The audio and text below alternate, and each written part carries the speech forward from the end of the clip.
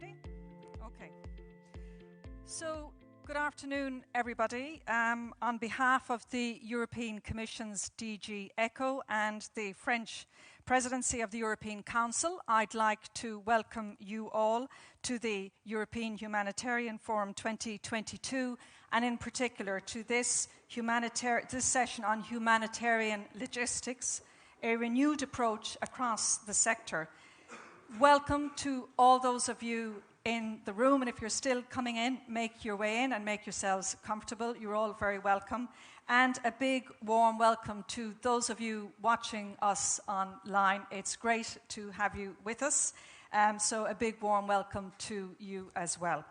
My name is Karen Coleman. I'm a journalist and a broadcaster from Ireland, and I am going to be moderating this particular session. And a big welcome too to our online guests. I'll be introducing you in just a moment. So during this session, we're going to be discussing humanitarian logistics in light of the European Commission's Humanitarian Logistics Policy, which of course was published in February. We're going to hear from speakers across the donor, UN, international organizations, NGOs, and academic communities. And 6 panelists will be participating in this session. 3 of them are with me here on stage in Brussels in this beautiful venue in the Royal Museums of Fine Art, and 3 of our panelists are going to join us online. I'm going to introduce our panelists in just a moment, but let me first of all explain the format of today's session. So we're going to have 2 rounds of interventions. The first is going to focus on presentations of work that each organization is doing in the field of humanitarian logistics. And the second round will be a little bit more theoretical. It's going to focus on the future of humanitarian logistics and how that might be in the years and decades ahead. So, after we've heard from our panelists for each of the interventions, we are then going to put your questions to them. It would be great to have your questions, so please, for those of you in the room, put your hand up. I think we have roving mics, and we'll take your questions. For those of you joining us online, submit your questions through the Slido app. I believe you can get it on the WebEx platform. Again, it would be great to get your questions during those Q&A sessions. So we're nearly there with the housekeeping, just some final 1 or 2 issues. I think today's sessions are going to be interpreted in both English and French, but all of our speakers are actually going to be speaking in English. And finally, Twitter handle, very important. You've probably been using it anyway, but it's #European Humanitarian Forum. So now it's my pleasure to introduce our panelists. So Hans Das is the Director for Emergency Management and RescEU at the European Commission's DG ECHO. Lucio De Micheli is Head of Humanitarian Affairs at that Humanitarian Affairs unit with the Italian Ministry of Foreign Affairs and International Cooperation. And also here with me on stage is Jean-Baptiste Lamarche. Jean-Baptiste is the Logistics and IS Director with Action contre la Faim and Réseau Logistique Humanitaire. I hope my French pronunciation was okay. And joining us online, and a very, very warm welcome to our 3 guests joining us online. Atali Mayo, Global Logistics Cluster Coordinator at the World Food Programme. You're very welcome, Atali. Lovely to have you along. Also here is Inigo Villa, Director of Disaster Management at the Spanish Red Cross. You're very welcome, Inigo. Nice to have you with us. And finally, our 3rd panelist joining us online is Professor Maria Besu, Dean of Research and Professor of Humanitarian Logistics at Kernel Logistics University in Hamburg. So again, this is very much a hybrid event. We have people on stage and we have people joining us virtually. So what I'm going to do now is put an opening question to all the 6 of you, and if you can take about 5 minutes to answer your question, then we'll take the Q&As and then we'll come back to the second set. Hans Das from DG ECHO, let's go to you first. Can you tell us a little bit more now about DG ECHO's new logistics policy? Why did it release this policy in this area, and what do you hope it's going to achieve? Thank you very much, Karen. Good afternoon, everybody. Very nice to be here. And let me just start by saying that, first of all, extremely pleased that we have a whole panel on logistics, which we think is an area that is very important and needs to be developed further at global humanitarian level. And let me just start by saying very briefly why we think logistics matter so much and will matter even more in the future. A couple of years ago, we have carried out an evaluation which basically came to the conclusion that out of ECHO's top 5 partners, an amount of at least €2 billion was used in humanitarian aid funding over a period of 4 years. So just for 5 partners, €2 billion in a period of 4 years spent on logistics. That is a considerable amount of money. And the study also concluded that there was significant scope for cost savings in the area of logistics. Other studies have since then demonstrated that between 60 and 80% of humanitarian project funding is dedicated to logistics. And that with optimizing the humanitarian logistics, we could enable savings of somewhere in the range between 1.1 and 1.5 billion US dollars. So we have become convinced that logistics is an area where we can be more efficient, all of us together, we can be more effective, and we can certainly also become much greener than we are today. And exactly for that reason, ECHO has been taking action on 2 fronts. We have, first of all, we want to promote change. We want to drive change across the humanitarian community on this. And secondly, we try to lead by example by financing some projects ourselves and by conducting activities that we believe have a better potential of going about logistics.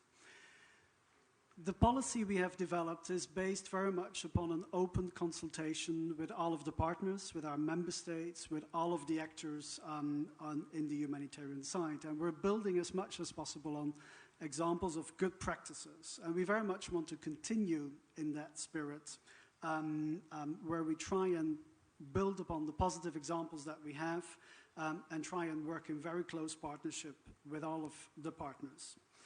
I hope you've all seen it, and if you have, then you might have noticed that we spend quite a bit of time in the logistics analyzing the challenges that we currently see in the area of logistics. And there's many, ranging from purely operational issues, infrastructure issues, lack of good roads, etc., to process issues, difficulties in obtaining custom clearance, difficulties in obtaining visas for humanitarian workers, etc., but also to much more complex issues, issues around duplication, issues which are sometimes difficult to discuss even.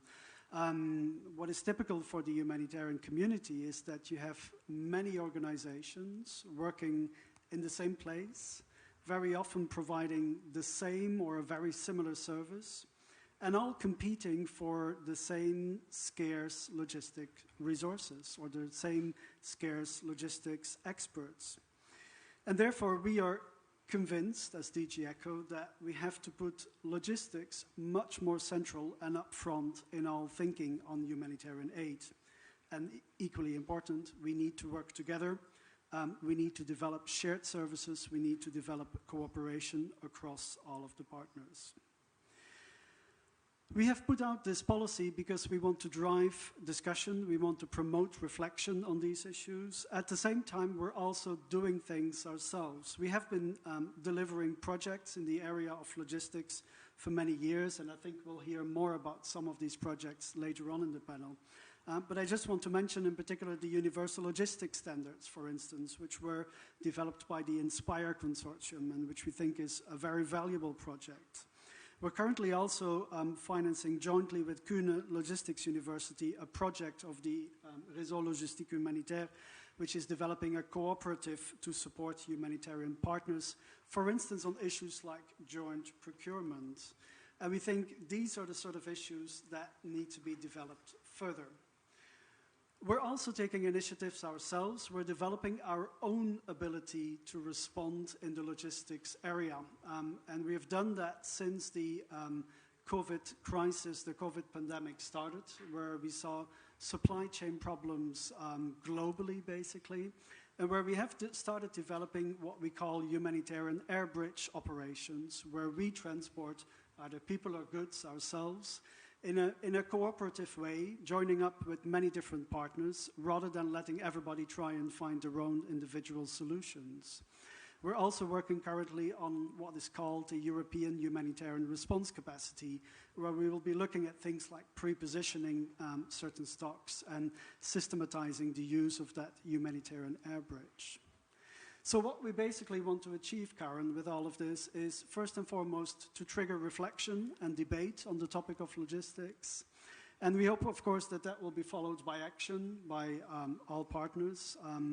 I personally am very keen to see more action on the area of cooperation and shared services. I think we need to have common platforms where we share data, where we can develop cooperation on stocks, on logistics, on transport, on trucking, etc., etc. And ultimately, what we're really aiming for with all of this is a fundamental change in the thinking on humanitarian logistics.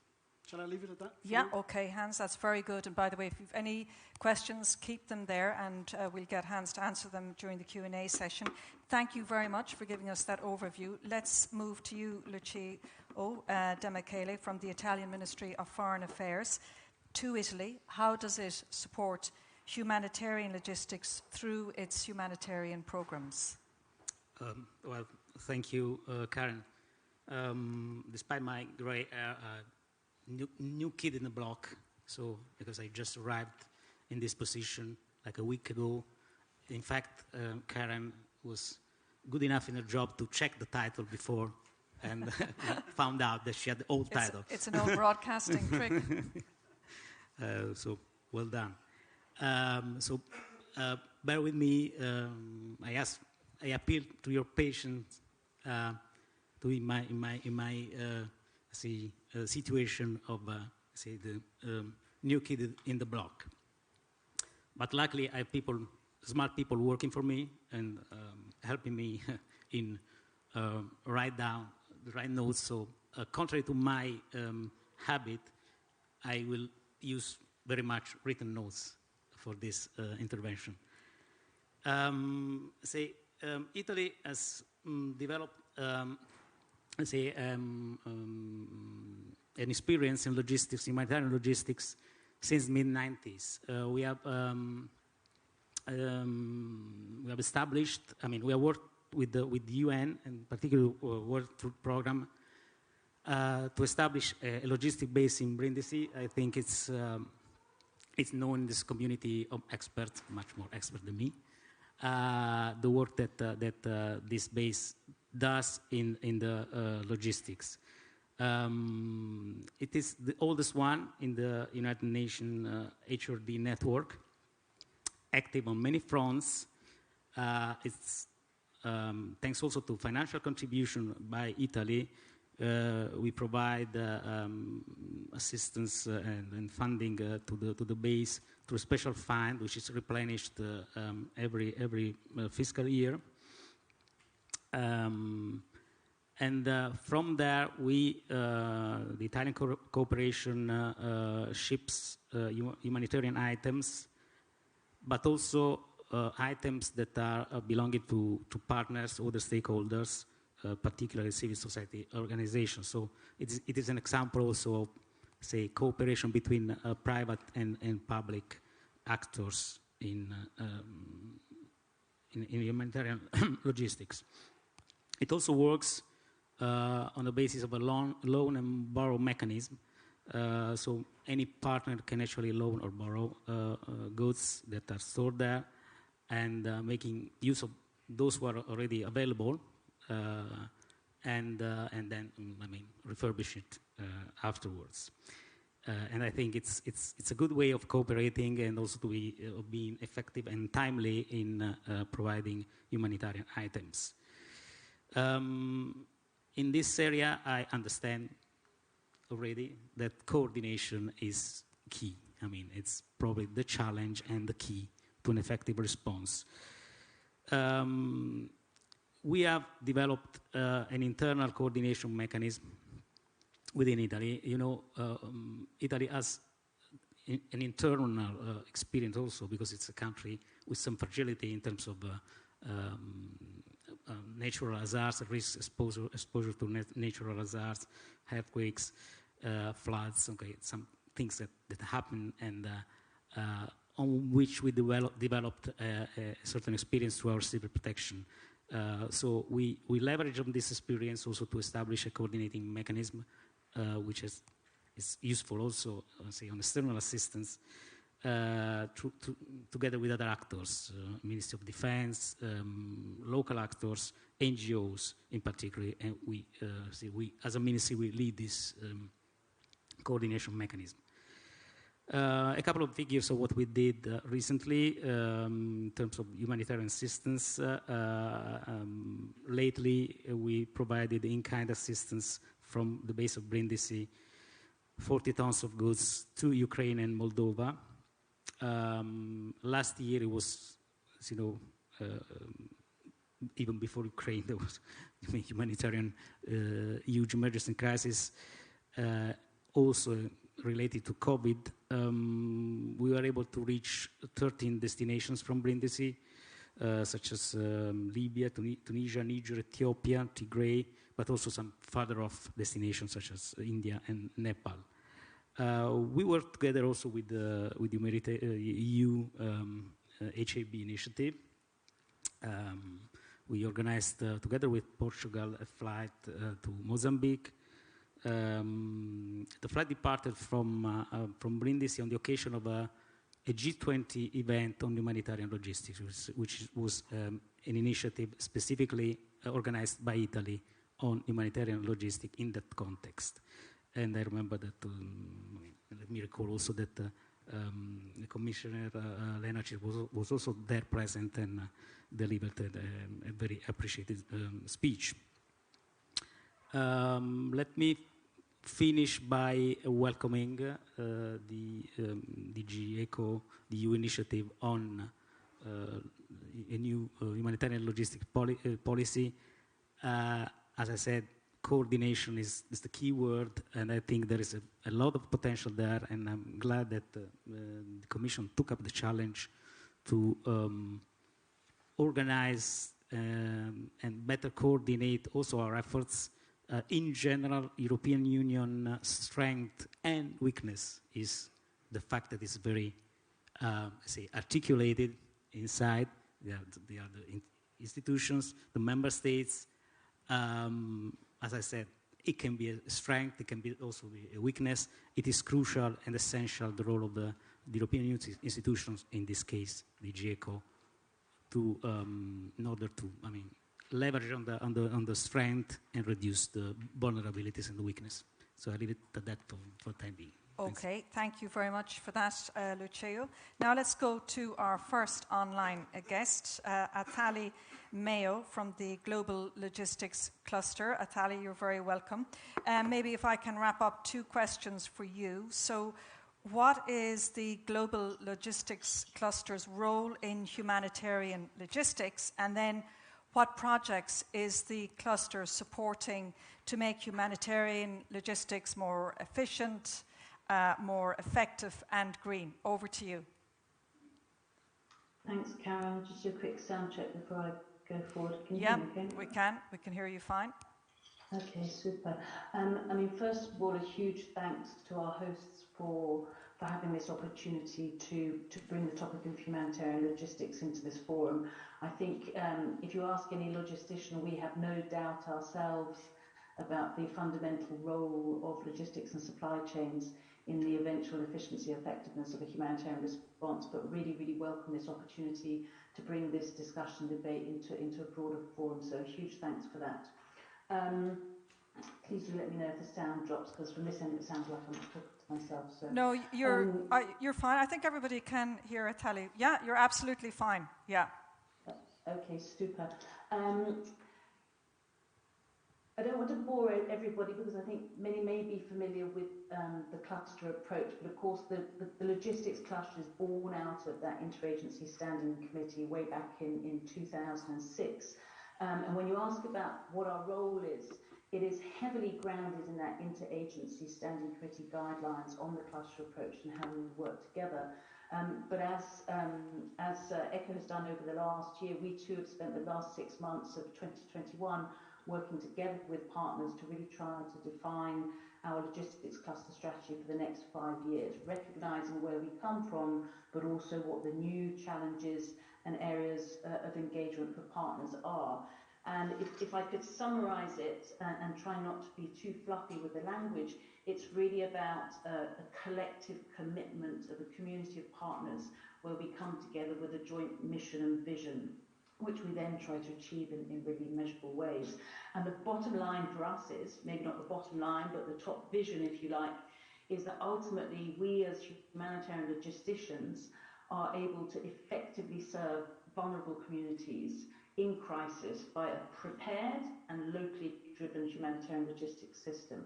And I think those are 3 aspects that will hopefully come out later about the effectiveness, the prepared and the locally driven aspect of the LOGS cluster approach. And really the whole area of collaboration is about how we can work together at global, regional, local level to alleviate logistics constraints. And Hans Dance mentioned some of those in his introduction there, but those logistics constraints that really impede the delivery of humanitarian assistance to people in need all around the world. And I'd love to spend ages, but I know we've only got about 5 minutes. But really, how do we do that? We've got 4 areas where we try to work together. One is about that broader concept of having a partnership base. We don't have a membership. Anybody who is a humanitarian logistician can be part of the logistics cluster and work together. And of course, we have a great outreach and engagement with not just logisticians, but I see Maria's here from the academic side. That's critical as well, the engagement with academia, and also, of course, with the private sector and other sectors, so that we make sure that we are working not just within our own humanitarian logistics bubble, but together with all of those stakeholders. So the first pillar for us as the LOGS cluster in our role is how we can foster and maintain that partnership base. Secondly, and again, Hans Das mentioned one aspect towards standards and policy. Secondly, we recognise that there are many humanitarian logistics good practices out there, and if we can identify those, catalogue them and help share them with everybody, we'll be helping to minimise duplication of effort. And then there, for the logistics cluster, there will then be very specific areas where we might wish to have very precise standards and policies about how we engage in LOGS cluster activities. But overall, that second pillar about how we can share good practice so we don't reinvent the wheel. Clearly, as the logistics cluster, we're very associated with the in-country response, and there's a huge area of activity from our side, which is around how we can strengthen response capacity, how we can ensure that all those actors involved in humanitarian logistics are better equipped to be able to prepare and respond to emergencies. And when we then end up responding together, it is done in an efficient, consistent and coherent manner through joint needs assessments, rapid mobilisation, and of course all of the follow-up to keep an eye on how we're doing and be able to constantly test and adjust. One point I wanted to mention when you asked about the role of the logistics cluster is really to flag that it's not just about the moment during the crisis. There is a huge area of activity before the crisis where we work together to strengthen humanitarian response, particularly in those high-risk countries. During the crisis, of course, we have that mandate and requirement to respond together. And then after a crisis, we need to make sure that we are identifying where we should maybe have improved or where we can really build on good practices. Karen, I'm not sure, what was your second question? Is that okay for the role, or do you need a bit more flesh on the bones for about that one? the efficiency, the effectiveness, the green, I'll read it out. What projects is the cluster supporting to make humanitarian logistics more green, more effective and efficient? Okay. Just very quickly. Well, we'll start with the green. Yeah, sure. Okay, I'll get the rest of it. I'll hurry up. On the green one, of course, the biggest thing we have around this is that all of the partners in the logs cluster recognise this is something we really need to mainstream across all of our areas of engagement. We've embedded it as a common value in the strategy across everything that we try to do and that we advocate for.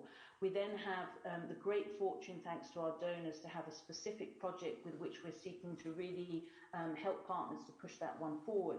So we have a project coordinated by the GLC, but with IFRC, DRC, Save the Children, WFP, really trying to look at how we can ensure that the whole community is aware of the sector's environmental impact and that we're able to adopt measurable and scalable solutions to that, which is all around the reduction of environmental impacts from waste and transport. And a lot of that is about ensuring that we're collaborating with all of those great existing initiatives out there, whether they be the large multi-stakeholder collaborations or even those great examples in country of smaller initiatives. So on the green side, we're really trying to promote that opportunity to exchange information so that everybody can make the most of it, and again, not duplicate effort or reinvent the wheel if we can share what is being done amongst the whole community so that they can implement it at scale. Okay, brilliant. Thanks a million, Athalie, and stay with us, obviously, because we may have questions for you as well. We're going to go back to our physical stage now. I'm going to go to Jean-Baptiste Lamarche. Thanks for your patience, Jean-Baptiste, with Réseau Logistique Humanitaire. I want to talk to you about that because the RLH is developing a new digital platform for logistics cooperation. We've heard a lot about cooperation within the last 10 to 15 minutes. This initiative is funded by DG ECHO and KLU, Cuneo Logistics University.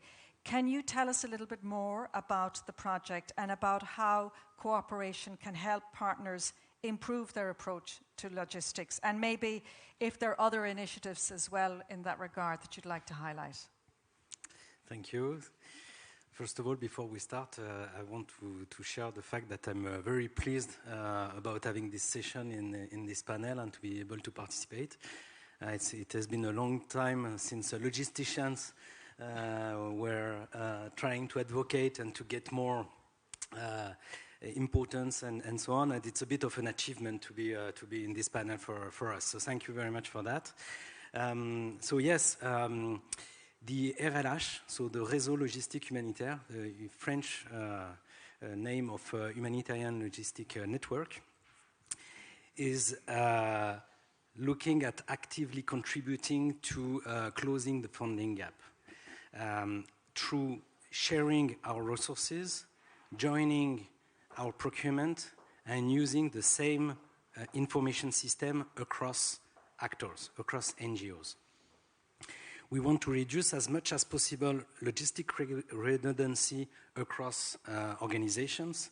We want to innovate and to create value across actors, as we have done with EU Humanitarian Air Bridge and DG ECHO during the COVID-19 response. As it has been mentioned, there is a huge amount of money that is passing through logistic systems and processes. In one of the studies that we have done, we estimated over the 30 major international NGO around 6.5 billion euro spent in logistics. So we believe that we could significantly reduce the cost and increase the impact of aid through pooling resources, as it is done in many markets of the private sector, by the way. So to put at scale our ambition, we decided together, the 9 members of the RLH, to create a cooperative. This project, as it has been mentioned, is funded by DG ECHO, but also by the French government, by KLU Help Logistics, and also with the great contribution of the 9 NGO members of the network. This project is mentioned quite a few times in the DG ECHO Humanitarian Logistic Policy. It's really implementing a new way to collaborate across organizations. The activities that we are running out in this cooperative are the number of 3. The first one is shared resources.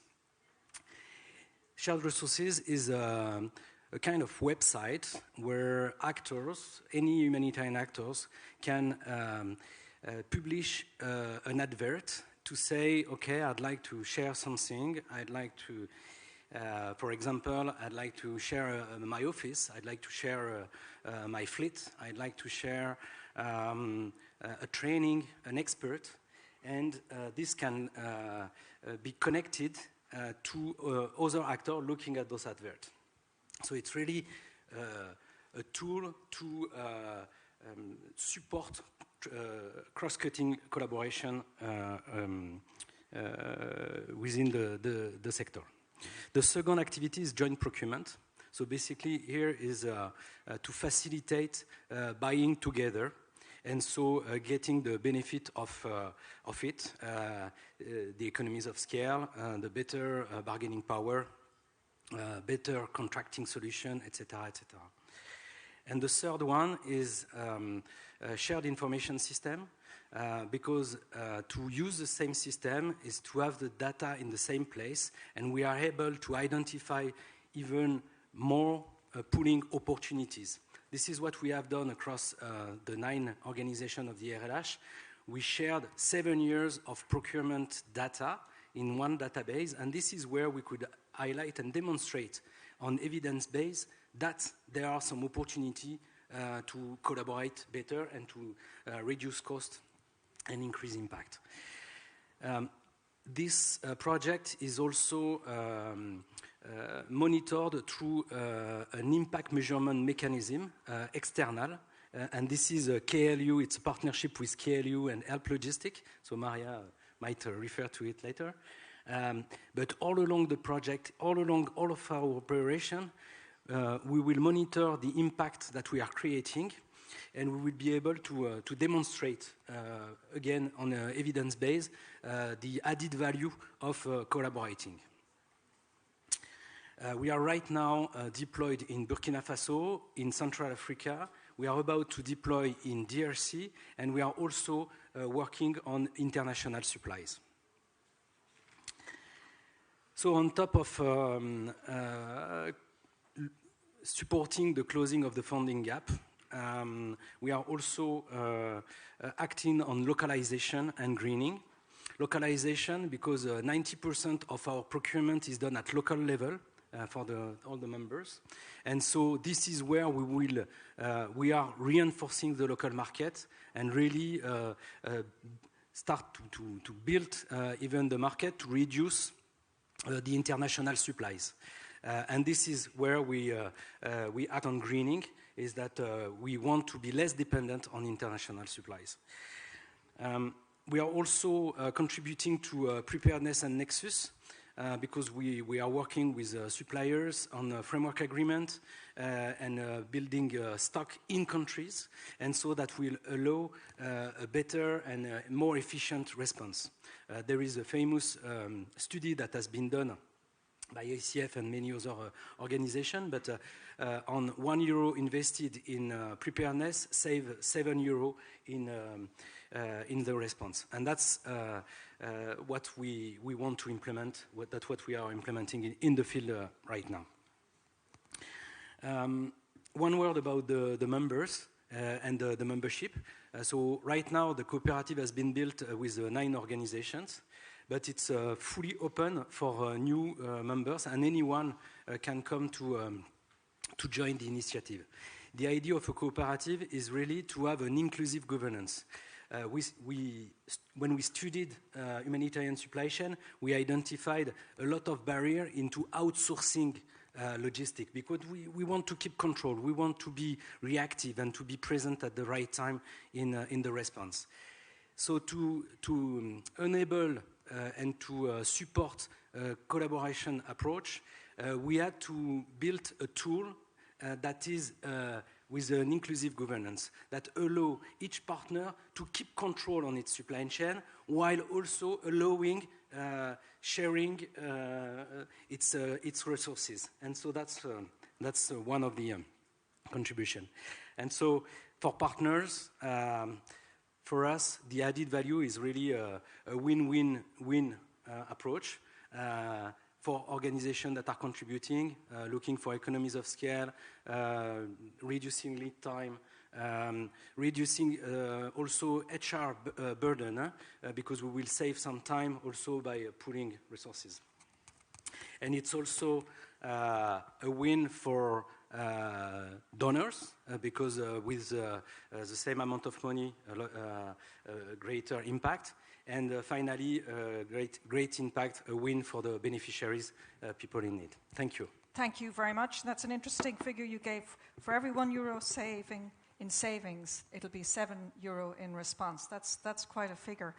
Thank you so much for that. And by the way, again, for those of you watching us online, if you want to submit a question, please do so through the Slido app, which I think you can get on your WebEx platform. But you can also go on to slido.com, and if you put in the hashtag EHF-RU, you should be able to get it as well. Now, let's go to our next guest, who's also joining us online. Inigo Villa, and I really hope I'm pronouncing your name correctly, with the Spanish Red Cross. Here's my question. There are kind of two questions for you, but the first one: what innovative initiatives is the Red Cross movement implementing on humanitarian logistics, and particularly in the area of greening? This has come up several times. And also maybe you could tell us a little bit more about the IFRC guidelines for the domestic facilitation and the regulation of international disaster relief and initial recovery assistance. So 2 questions there for you. Over to you. Thank you, Karen. First of all, my apologies, because my plan was to be present in Brussels, but very last minute changes on busy days and weeks didn't allow me to be over there. I will have some support of few slides, 2-3 slides on my speech, if I can. I'm not sure if we can do that logistically. I think can we? Let me check with the tech team. Can we support slides? If not, okay. I continue. Okay. No we'll give it a go, Inigo, and if it works, great. But you've only got 5 minutes, so you know. I know. Well, for us, it's some of the issues that we included in my presentation that were already touched by previous panelists. For us, emergency response starts much earlier than the disaster strikes, and extends much longer. It's something that we need to think about, and we need to work on it. How preparedness, therefore, is the key to respond. We really like to we show normally in pictures our work as a big iceberg, where response is just only the top, but the work that we do in preparedness and rehabilitation, early rehabilitation of future needs, are the core of our job normally. But let's see how the red goes green, as you were asking to me. For us, there are two pillars on this: how we deliver the assistance of time, which is something critical for us, and which tool do we have to speed up our logistics, our delivery of services in operations that it was in the very beginning touched by Hans about all the administrative problems, all the bottlenecks that we have sometimes in terms of disaster laws, and it's something that the movement worked hard since long time ago. But the approach for us is to bring quality of the help to needy people, and to apply the do no harm approach, which is something very important, and it is something that we highlight constantly on that, and do it sustainable, as sustainable as possible for the future, and not harming the people is their assets, the resources, of course, including the natural environment, and not harming the people but also future generations. In terms of how we speed and how we work, that speed of logistics in operations, well, probably most of the people know our program on international response law that includes so many different things, but international disaster response law, this bureau, as I said, how face the access difficulties that we have, all these bureaucratic bottlenecks related with visas, registration of personal custom clearance, how the provision to live restrictions on humanitarian cash transfer to people in need, you know, how we manage with all the states and governments the priority of access in borders is something that we are facing these days in an operation here in Europe. And the movement, they have so many different documents and guidelines since 2007. Not only right now on the international response, also in disaster risk reduction or disaster preparedness response, the law check that give us to all our national societies some tools to approach the governments and states to having a climate smart disaster law. In terms of how, as I said, how the red turns into green, how we which are our initiatives to a strategic level and operational one, how we protect, minimize disaster risk reduction and value for money, which is sometimes is one of the key issues, is the money. How we decide which transport we use, sometimes not the adequate one because but it's more cheaper than some other. But anyhow, the green response strategic plan includes, of course, some of the key elements on the supply chain, how to operationalize, how to coordinate the working group, how to contribute to other initiatives, something that it was touched before for my colleagues now, something collective commitment on that.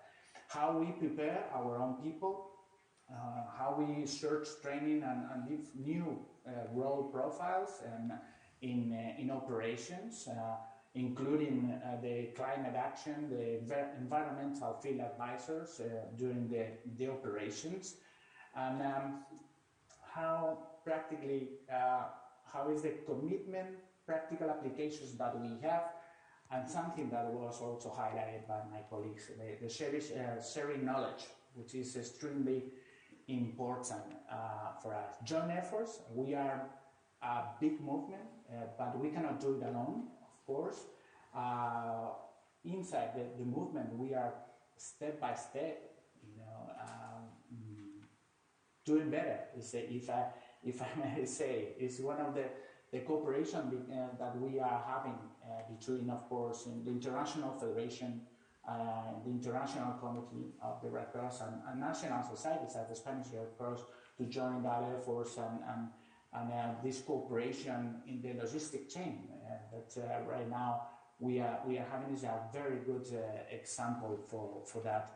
But some others, more tangible, practical applications as the standard products of the catalog that now we clearly mark with the green sign for those that are environmentally appropriate, or how, in this case, ICRC is working the carbon footprint accounting tool for humanitarian organizations, something that can allow us to measure the impact of our operations.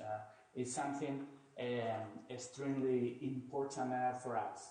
Commitment, but practical issues between us and the sharing the knowledge with the initiatives as the Sustainable Supply Chain Community that was developed jointly by IFRC and ICRC and some others that joined to this proposal. So red turns green. We are working hard. We are working hard with some of the colleagues that they're right here. but has to be collective between all of us to keep that balance between what is doing once and how the governments, the states also allow us to implement that initiatives and work that we are working hard. Okay. Inigo, thank you very much for that. Again, stay with us because there may be questions for you. And actually, our final guest as well is joining us online, Professor Maria Bessu. You've been mentioned a couple of times already, Maria, from the Kuhne Logistics University in Germany. One question for you. Can you share with us the latest research KLU has conducted in the field of humanitarian logistics?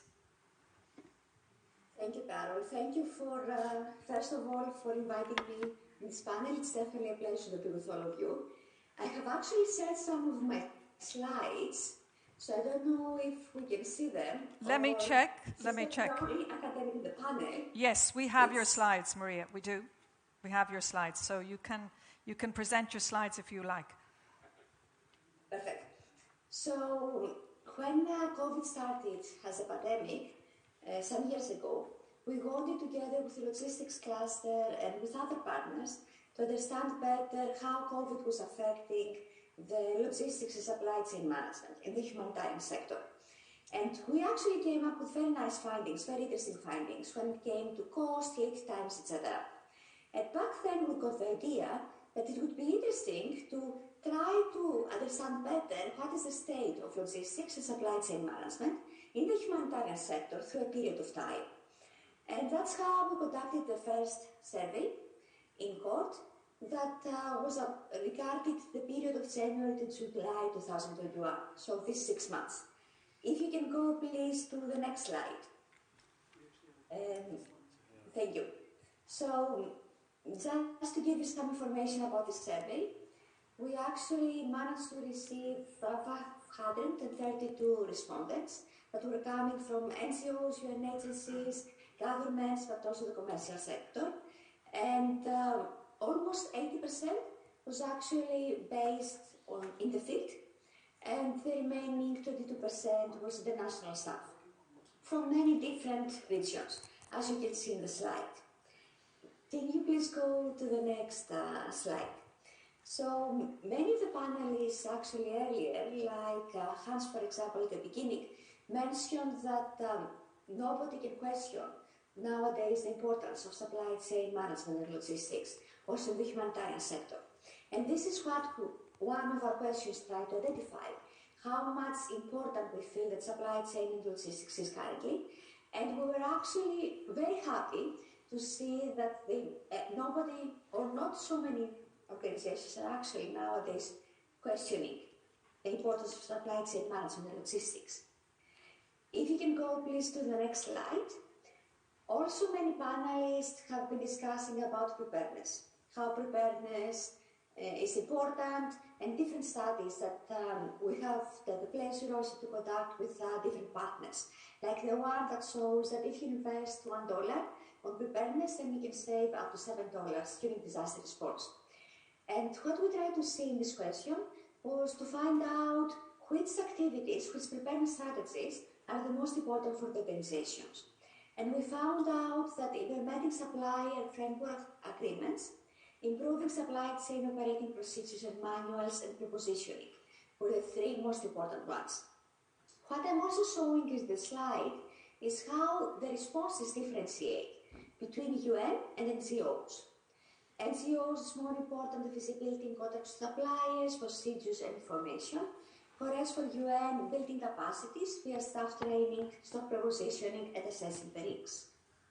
If we go to the next slide, we can also see which were the top 3 supply chain risks that were expected in the second half of 2021. And the biggest one was importation delays, followed very closely by security issues and lack of funds.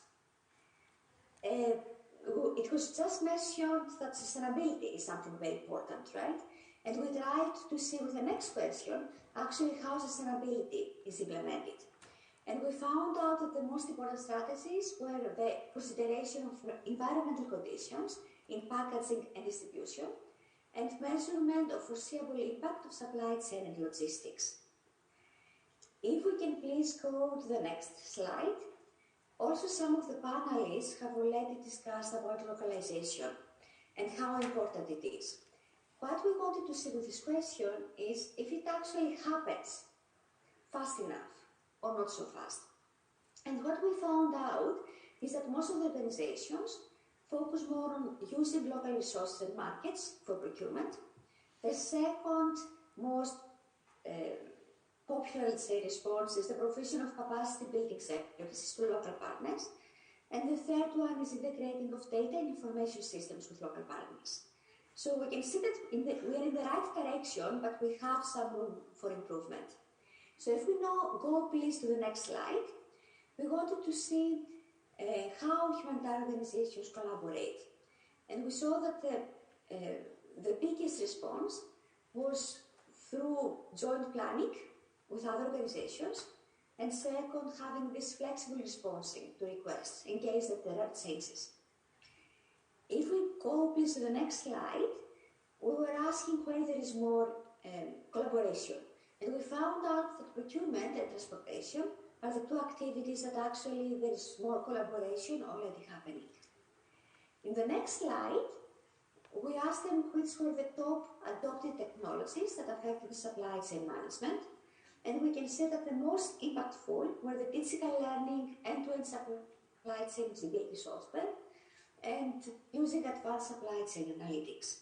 Now the goal is actually to conduct the survey twice per year in order to be able to really capture how the state of global humanitarian logistics is changing over time. And I know that I'm already running over time. This is very typical for academics, unfortunately. But thank you so much, Carol, for giving me the space to talk. Thank you very much, Maria, and you were all very good with your time, really. We're running a little bit behind schedule, but the people who were on before us were a little bit late as well, but two of our guests have a very tight schedule. So I'm just going to put one or two questions to our guests, and maybe for those of you who would like to put a question here, just maybe if there's somebody in particular you would like to ask that question of. Does anybody have a question at the moment to put here? So I'm going to, for those of you watching online, I'm just going to reach out to the people here first. So, anybody for the question? Do we have anybody who wants to put a question? Otherwise, we'll move on. And I don't seem to be able to get Slido up on this now. So, here, we have it here. Okay. So nobody in the room wants to ask a question. Okay, we do have one question that's come in through Slido from Frederic Balme from International SOS. Thanks for your question, Frederic. About stockpiling strategy aimed at coming closer to crisis theatres, are you considering having your own warehouses or the use of third-party logistic providers? Jean-Baptiste, and you have a question as well. Okay. Oh, you put that question on. Oh, good. Okay. Okay. The question may not be that easy to answer, but we just saw the lack of resources. Yeah, I was saying that the number of characters is very limited, so the questions is difficult to articulate and to ease the process of answering. So I allow myself to elaborate a bit the question. The question is more around cost efficiency. Because it was very interesting to hear your project on building this cooperative, on getting stockpiling of medical supplies closer to the crisis theaters. But then you will be confronted to many questions in terms of cost of ownership, to keep it short, maintenance, liability, and how will you balance these? Are you considering the use of third-party logistics providers, or will you own your own warehouses? I hope the question is not going too far technically, but... okay, and is it for Jean-Baptiste, or who is it for? I assume, Jean-Baptiste, yes. Yeah. Okay, thank you. Well, actually, we have a pilot project ongoing in this very specific area in ACF. So just to describe, is that we are switching from international stocks to localized stock. Why? Because the lead time is sometimes too long, and also the availability of goods is reinforced at local level. So what we have done in ACF and what we want, it's actually a project that the RLH is going to propose to donors, is to buy from our own treasury drugs, to put them in our warehouse in country, and as soon as a crisis is coming, then we have a rotating stock, and we can release this stock to the programs, and we launch a replenishment. So it's immobilizing, it's necessitating quite a bit of treasury, and this is what we want to put at scale in the end. But it's the operations are really, really, really pleased by this system, and that's why we want to scale it up, because there is a really high tension on medical supply, and that is solving the problem. Okay, very good. What we might do is, because I know in particular Lucio is under time pressure, we'll move on to the second part of the interventions, and then if we have more time in the end, we'll take more of your questions. And this really is about looking at the future of humanitarian logistics. We heard about some of the challenges, but we also heard about some of the issues that could improve those logistics. And maybe, Hans, I might just delay going to you first and go to Lucio, because you have to go, Lucio, by 3:30. So what do you think? What's the future for humanitarian logistics? And maybe particularly what are the challenges that could be tackled to create a better sort of logistical system? Well, thank you. I think that many answers we heard many of the answers to the question already in previous interventions. It's very tough to have groundbreaking ideas on this specific subject. I think the goals are there. They have been laid out quite extremely well. I mean, the challenge is how to do better in terms of preparedness, in terms of localization. These are all key principles that, in terms of policy, are there. The difficulties is to implement them, and the challenge that I can share with you in my position is basically the challenge of budget allocation. So the thing is that we live in a situation of conflicting priorities, fiscal pressure. So it's true that, let's say, for every year on anticipation, we can save every euro in anticipation, we can save €7. The difficulty is that you have to spend that euro now. And that is the challenge, I think, for any policymaker. So it's probably, unfortunately, the right time to pose this question and lay out this problem out there, because when there is a huge emergency, people are more keen to listen to that. We have had one physical demonstration of that yesterday, when we had this ministerial segment attended by like 13 ministers. It is a lot for this topic, actually, and so we have to build on that to focus the attention of decision makers. I'm sure that at expert level, the answer to that, this is a political matter. Okay, thank you very much for that. I know you're going to be with us for maybe another 10 minutes, and then so stay with us until then. But maybe if I can go back to you then, Hans, because the in DG ECHO's new humanitarian logistics policy, you set out a vision for the future. So can you tell us a little bit more about that? Sure, with pleasure. And it's really great to listen to all of you here speaking, because I think we actually very much share the same views. There seems to be a very broad convergence of views on these things, and that is really reassuring. That is good news, and we have to build upon that. it makes you wonder why logistics isn't the first and the last item on every conference on humanitarian aid, but that is something else.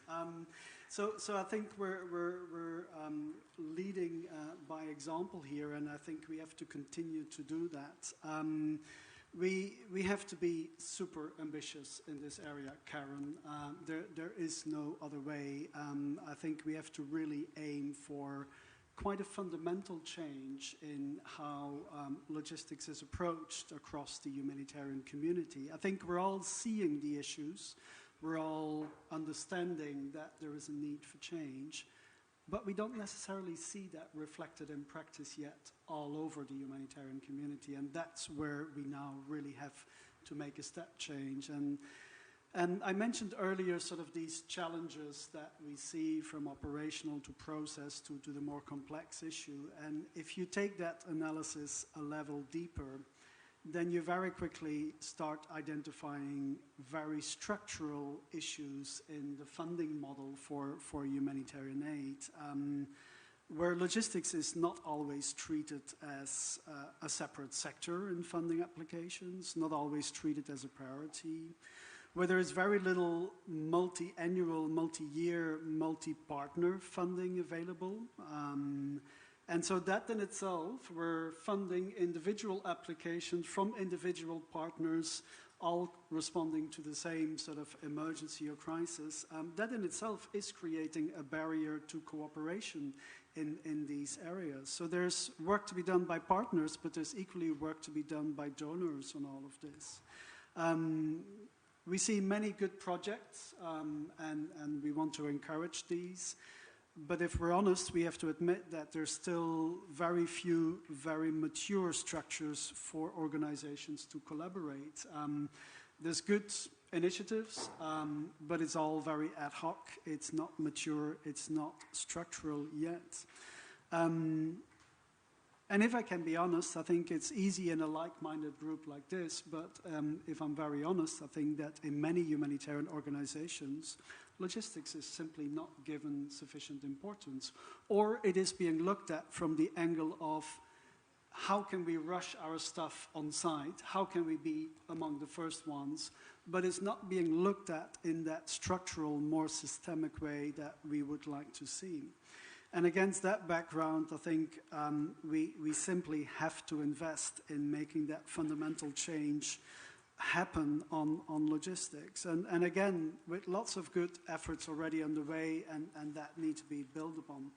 But so basically, the vision that we have for this, for the future, is sort of can be summarized in 4 elements, I think.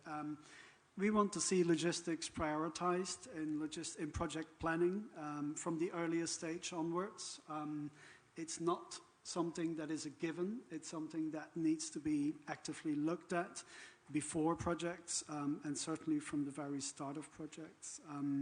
Secondly, logistic expertise should be better valued in humanitarian organizations. Sometimes it's looked at with a little bit of sort of disdain. It's practical, it's operational, it's logistics. Well, it's the essence of what you're doing as in many sort of crisis situations. So let's put it more up front, and let's make sure that logistic expertise is developed much more at all levels of humanitarian organizations. Third, and for me this keeps being the most important one, is cooperation. We do expect humanitarian organizations to work together more in this area. And that's not going to happen by just talking about it. That actually means sharing data. It means sharing knowledge. It means sharing data about available stocks, about logistic situations in country. It means really working together in dialogue, in partnership, and with the aim of having a much more coordinated delivery on the ground. With joint procurement, obviously, it is in the private sector, you would never ever think of going about these things alone. You would do this through shared services, by outsourcing, etc., etc. And I think if we go in that direction, we'll find that we can drive prices down and that we can have greener solutions collectively across the board. And that brings me back to what the colleague from the Global Logistics Cluster was saying. These sort of things will actually help us to better address the needs on the ground. And the fourth element is that it's also important for donors to coordinate better on these things. So what we're committing to as DG ECHO is basically more advocacy. We want to continue the debate on logistics, and we want to make sure this gets taken seriously at all levels. We will come up with guidance. That was a question that was raised in Slido. We will be coming out with guidance in the course of this year, if not too many crises get in the way. But the firm plan is really to come out with a concrete implementation plan and guidance for partners on this. And just to anticipate the next question, will this be binding guidance or not? The jury is still out on how firm and how tight we will be on this. But we'll certainly expect to see follow-up to the guidance by all partners. We're also committing to fund the development and the testing of new approaches. We really want to encourage innovation on this. We want to encourage new innovative approaches, cooperative approaches also. So if you have good ideas, don't hesitate to put them forward. And finally, we are committing to work with other donors and to try and find a common approach on all of this. Thank you. Thanks, Hans. Just very quickly, because it's really interesting. A lot of my work is in politics, international and EU politics. And I thought years ago this issue of lack of coordination between the aid agencies when there were humanitarian disasters was a big issue.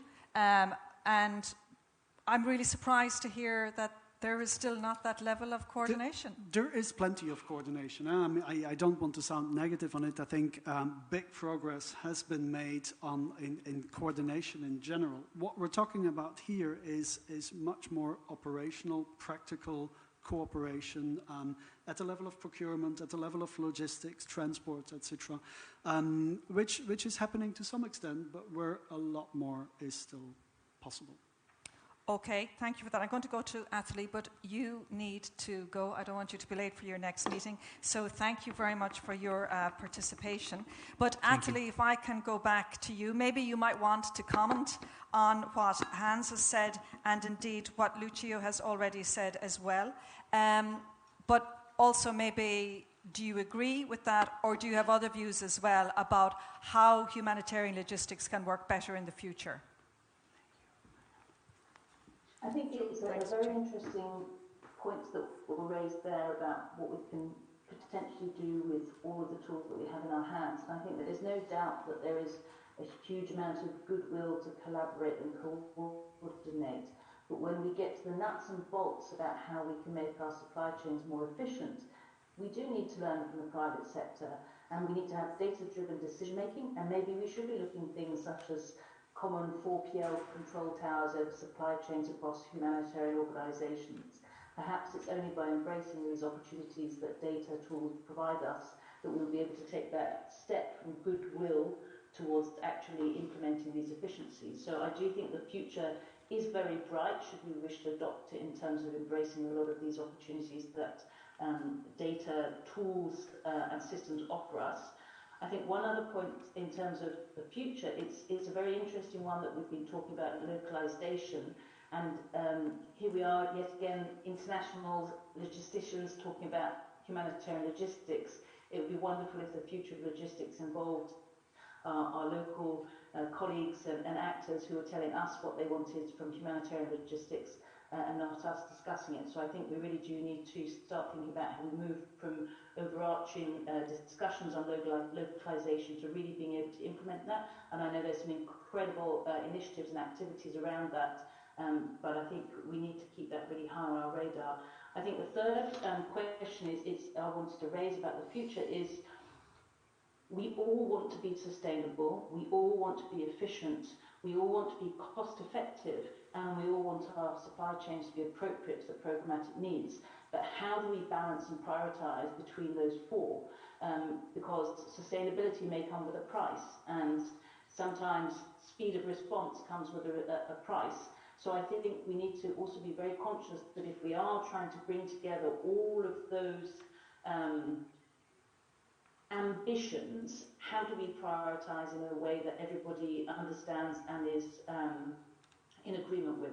And I think that's probably also a question to the donor community, is how do we implement sustainability at a no cost or low cost, and how do we prioritize cost efficiencies against speed of response, particularly in sudden onset disasters. And I think Inigo made very good points about preparedness. We have to keep that on the horizon. The investment in preparedness is absolutely clear. Maybe we can't measure it with concrete numbers every single time, but we see it in qualitative and anecdotal times every time we respond to an emergency, where we've had the opportunity to involve all local actors in preparedness together with everybody who may respond. It pays off tenfold. Sorry, Okay. that was a bit longer than I No, that was great. Thank you very much, Athalie. But then still stay with us. And I'm just going to go back straight to Inigo, actually, because you mentioned him as well. Again, I suppose your views on the future of humanitarian logistics and whether there are other factors as well that haven't been mentioned that you think are important. Yeah, I mean, Athalie just mentioned what something is so important for us for the future, how we keep that balance between stockpiling on preparedness, how we keep the balance with local procurement in operations. We know we are facing some difficulties in procurement and globally, as you may know. So how we can keep that balance in terms of immediate response and the do no harm. We think that there is a lot of good work, very good initiatives all around the world. Some of them shared, some of them not yet. But one of the keywords that also will keep in mind for future, more than coordination that normally we hear quite frequently, is cooperation. For me, it's just more important the cooperation between all of us, how some of the big organizations can be service providers, as we already are, as the International Federation of the Red Cross, and how we create that partnerships, and we cooperate between all of us. But I don't want to forget that the other pillar from our side, which is access, how we speed operations, and how we urge the EU member states to implement the EU host nation support guidelines, just to allow to speed operations without borders, if I might say. Okay, Inigo, thank you for that. And again, stay with us. Jean-Baptiste, for you, what do you think? What's the future? What will it look like in an ideal world, humanitarian logistics? Thank you. So, well, I think most of it has been said already. I think this logistic policy is a really great step in many aspects. First, as a leading by example, as Hans has said, I think it's really a leadership position that DG ECHO is taking among donors, and we really believe that this can also pull other donors to get their position on logistic and go for more harmonized procedures to reduce burden on logistic teams in the field. I think that's a really important step forward. This logistic policy is also, as it has been said, also is touching upon the funding mechanism and its and the necessity to upgrade it to allow multi-year funding in a specific sector such as logistic, in investing in things that are not dedicated to beneficiaries, such as information systems or preparedness stocks, etc. So that's a different funding mechanism, and we really think that this could change really much the operations and the impact of aid. We also think that this policy, the big challenge is now its implementation. So we would be very keen to contribute to build it and to be consulted. That's of course. It's also touching upon the funding resources that will be allocated to this implementation, just to make sure that we are able to reach the ambition that is really well described here, and really transform concretely the humanitarian system. So that's. Okay, and just in terms of harmonized procedures and better procurement policies, what is it, the countries, is it the donor countries that really need to lead on that, or is it the organizations themselves? Who will take the lead in all of that? I think it has been agreed during the World Humanitarian Summit and in the Grand Bargain that donors will try to standardize their policies, their procedures, in order to ease the work to manage donor contract in the field, but also at international level. So it's just to have the same type of policy. Another example related to a previous question in medical supply. As of today, we have a pre-qualified supplier that are different from one donor to the other. So to work on medical supplies, it's very complex because we cannot buy from the same supplier the same drug when the donor is different. So that's a barrier to co-funding, that's a barrier to collaboration, and we really I know that donors knows about it, but we, from a partner point of view, we really attract attention on saying that we could be much more efficient if there were top-level agreement across donors. Okay, and we might go back to you, Hans, for a bit more on how that might happen. But if I can go to you, Maria, maybe first of all you could just add your own input into where you see the future of humanitarian logistics going. But also, I think the point you made in one of your slides about the current challenges, which are importation delays, security issues, lack of funds, has any of that improved? I mean, I doubt the security issues have improved, they're only getting worse. What about the other issues that you mentioned, importation delays and lack of funds? Thank you, Carol. Thank you for this question, and also for the vision question, the bigger question.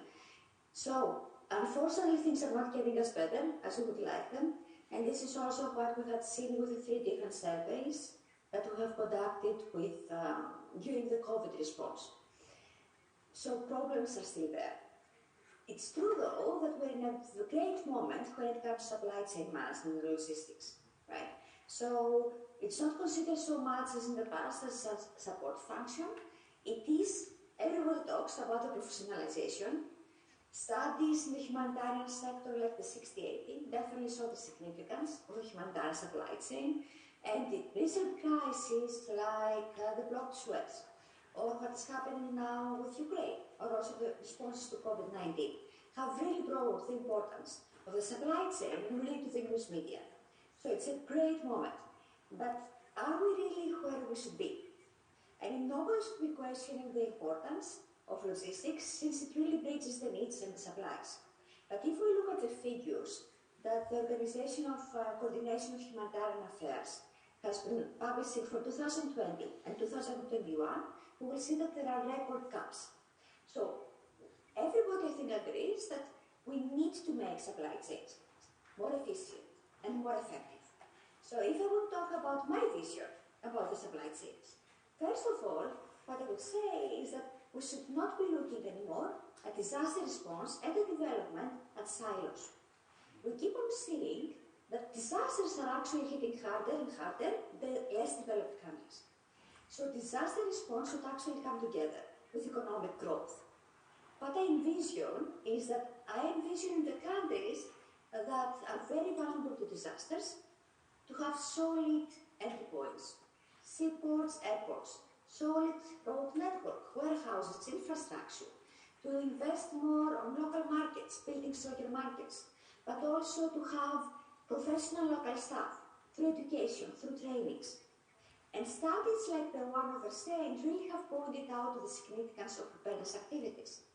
But what I just showed you in the survey earlier is that localization is not happening so quickly or with the necessary intention that we would like to have.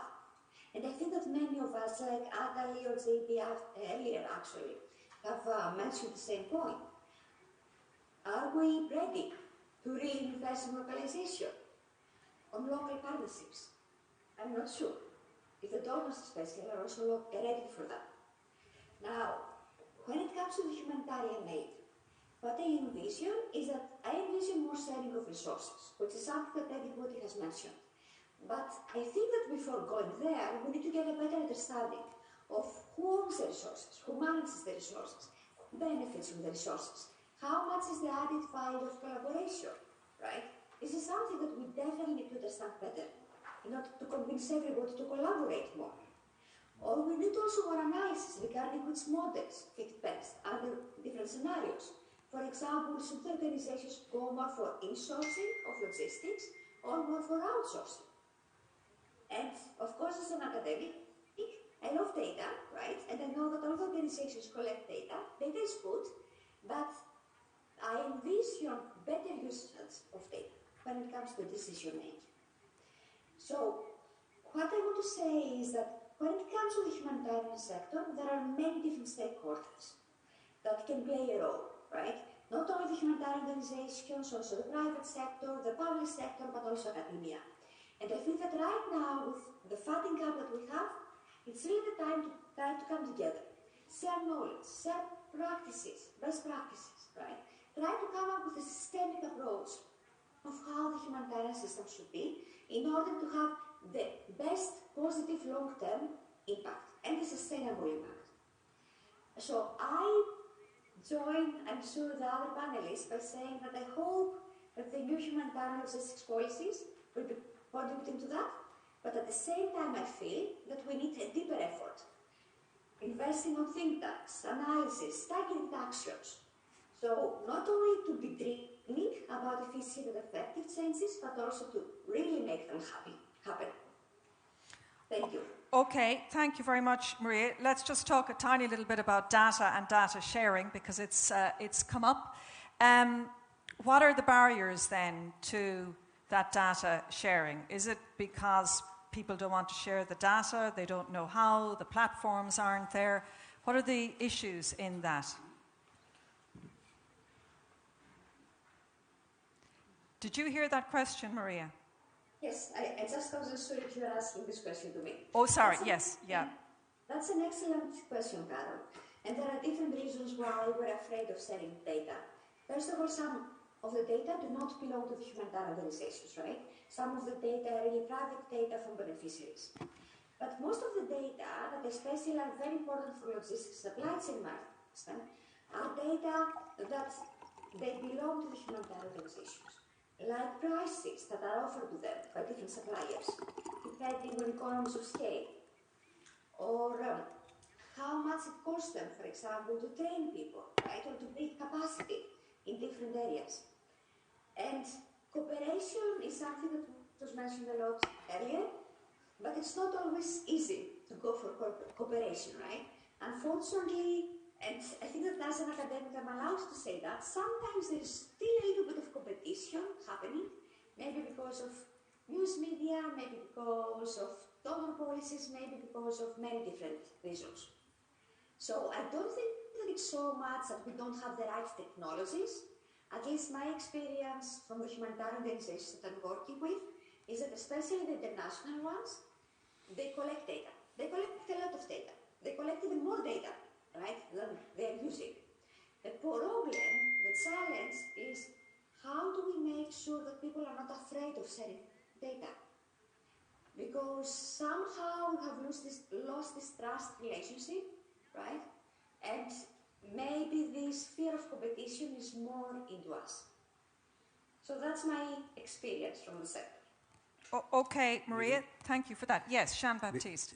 Just to complement a little bit what... Please do, yes.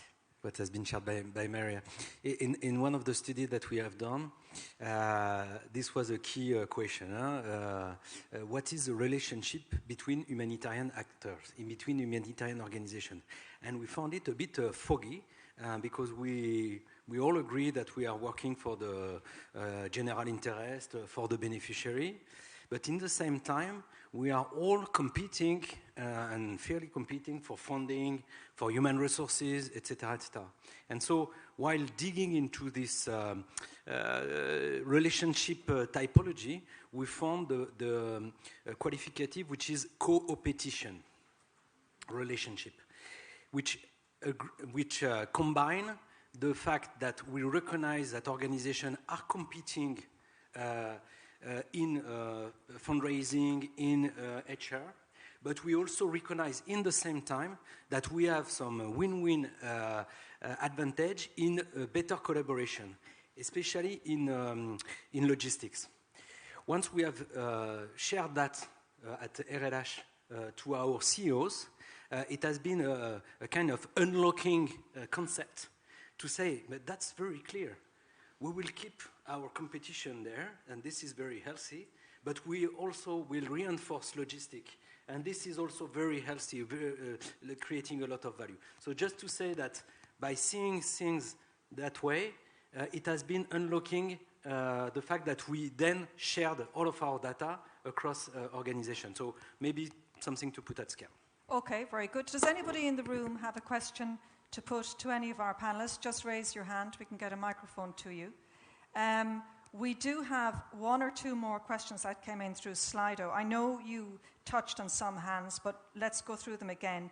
And this has to do with coordination as well. One of our participants wants to know, what is the coordination with UNHRD, IFRC, Oxfam, MSF stocks when you want to increase level of stocks in the region, balance investment in market versus in PREPO? Who would like to take that question? Or Atali, have you heard the question and would you like to respond to it? Can I say yes and no? Karen, joking aside, I heard the question, but I'm not sure I'd be able to comment in detail on the different pre-positioning strategies there. I think we probably need to understand from those organisations themselves how those all link up. And I think the overall message behind that is, again, coming back to a common operating picture about who's got what where now. Okay, and maybe what about then this issue about cooperation but competition at the same time, which Jean-Baptiste was talking about? Marie, to you, Atali, yeah. Well, again, I think linking between what Jean-Baptiste said and Maria's comments on, what are the impediments to sharing data in a way that enables us to go forward, I think two things for me. One is motivation, and Jean-Baptiste has given some good examples of what might be motivators for people to come together, sharing data that improves things. But if people don't see a value coming out of it the other side, of course, they're not going to invest the time in sharing that information. So I think motivation is a key question there. And of course, on a more technical level, a kind of interoperable data architecture. We've got the tools, but if we can manage to move forward with interoperable data architecture in supply chains, I think that would be a great help. Okay, maybe Inigo, seeing as you were with one of the organisations, can you answer that question about the coordination between the different organisations when it comes to stocks? I think there is two levels for that, because the coordination and collaboration between the Red Cross movement and United Nations, where, for example, is quite clear. We produce even documents to the guidelines together. Sometimes we pre-position and we have our logistic bases in similar places. So all the coordination meetings and relationship is quite fluent with United Nations. So at that level of more big organizations, I think that the level of coordination is very fluent, very fluent. The problem that I see sometimes is that medium-sized organizations that sometimes, because sometimes they don't have that knowledge or they don't know the information, they procure, they organize or they create their own logistics, not knowing that some others, we can provide that logistics for them. But in the high level, I think our regional logistics units that we have worldwide, has a very close contact with United Nations. We join trainings. They invite us to their trainings, and we invite them to ours. So that relation, that collaboration is extremely good. But I think that medium size, probably of NGOs, that is the duplicating efforts that we are facing sometimes in the field, not knowing the capacity that probably some others we have been previously in place, or because structurally we have that capacity. Okay, thank you for that. Hans, just on the other two questions there, you did touch on both of those, did you? So the first one, how would you see logistics prioritised but also localised and made sustainable? And is prioritising logistics an international unicorn and local blind spot? And then the second one about joint procurement. When will we have a joint procurement policy and rules on all international donors in order to organise the processes much easier? Yeah, thank you very much. I think on the first question, to some extent, Maria actually answered it indirectly. I think I personally think we have to avoid sort of juxtapositioning localization and logistics as an international priority. We need to find an approach that can encompass the two. And obviously, if you want to have localization on these sort of issues, then the answer lies well before the crisis starts. And you need to invest in local preparedness capacities. We know pretty well what the main theaters for humanitarian aid are. We know where the logistical challenges are most importantly. If we want to be serious about localization, then we need to try and work in advance sort of to make sure that we invest in the structures and in the infrastructure locally. Whether that is humanitarian aid funding is perhaps another question, and there I think we then have to see sort of how we can tap into the resources from others. It's always a good strategy to use other people's money, so I think here also that is something that we should look at. So let's make it just part of the overall challenge and the approach here and the strategy. In terms of the joint procurement, etc., I'm far from being an expert on this, but what I can say is that what we have put out now at this stage is a fairly high-level strategic document which sets out sort of what we want to achieve and where we want to develop towards in the coming months. The next step is to make that much more concrete, and so we'll be coming up with guidance, we'll be coming up with an implementation plan, and so these issues will have to be tackled there, and I think we'll have to be very, very pragmatic sort of in our approaches on all of this. But Jean-Baptiste may have more ideas on that. Okay.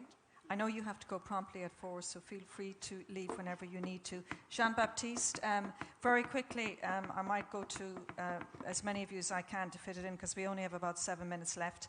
What one change would you like to see in the humanitarian sector's approach to logistics? And if you can limit your answer in 1 minute, that would be great. That's a challenge. It's a challenge, especially but you can do it. Well, I think it's a difficult question. I think most of it has been raised already. I think now the main challenge is to put in motion this logistic policy, as it has been said, and that's we will see the result of it because I think it's quite exhaustive. It's quite it has been done in consultation with all stakeholders. So let's do it. Okay, let's do it. Maria, what about you? What would be your one change that you'd like to see implemented? That's a very tough question, right? With only one sentence. So, I think that what we need to remember is that humanitarian organizations are coming in when the private sector is failing, when the public sector is partially also failing, right? When the local sector is not strong enough. So what I would like to see happening is that I would really like to see strengthening as more the local communities, the local private sector, the local public sector, to make sure that then they also, it's easier to have the collaboration of all the different stakeholders that are coming inside the country every time there is a disaster response. And to do that, we need to prepare. We need to start acting before the disaster happens. So it's a big one sentence, I would say. Okay, very good. And what about you, Athalie? What would be your one major change?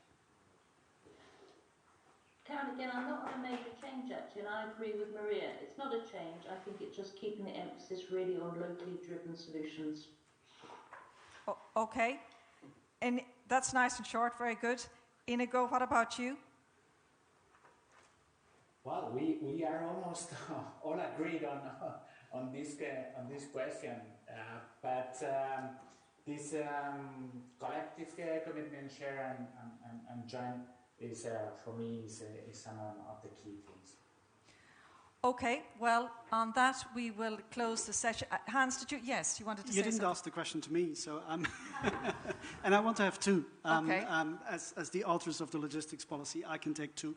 So from my side, I just want to first of all thank everybody for this, and I think what we really hope to achieve with this policy is that this sort of debate continues, and that it gets taken up more sort of structurally in all of the different fora.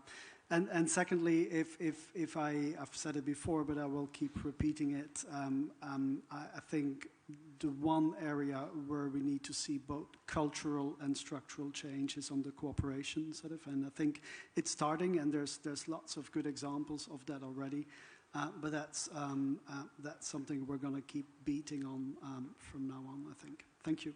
Thank you. Well, on that point, we will close the session. But thanks to our panellists, Hans Das, to Jean-Baptiste Lamarche, and joining us earlier here as well, Lucio De Michela. And then thanks to you joining us online, Athalie Mayo, and to Inigo Villa, and to Maria Bissot. It's lovely to have you join us as well. And of course, a big thanks to our audience here in this beautiful venue in the Royal Museum of Fine Arts. And thanks to DG ECHO for arranging this session today. Good luck with all your efforts to improve humanitarian logistics in the future. It's been my pleasure to moderate this session, and with that I will close it out and say goodbye to our online audience for this session and to those of you joining us as well. Thank you very much.